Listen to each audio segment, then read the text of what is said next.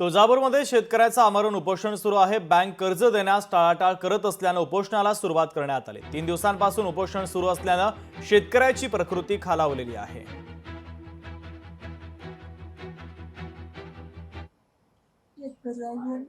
Bank of Maharashtra शाखा तुळजापूरमुळे मला ही परिस्थिती आली आहे।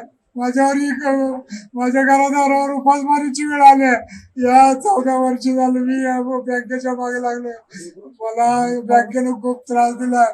मला एकही कर्ज दिलं नाही। राज्य सरकारने आणि केंद्र सरकारने योजना काढल्यात, त्याच्यामधून मी कर्ज मागणी केली, मला एकही कर्ज दिलं नाही। आणि माझ्यावर 16 डिसेंबर 2024 रोजी मी उपोषण केलं। बँकेच्या मॅनेजरने सांगितलं की तुम्हाला कोणत्या ना कोणत्या योजनेतून कर्ज देतो, तरी सुद्धा मला कर्ज दिलं नाही।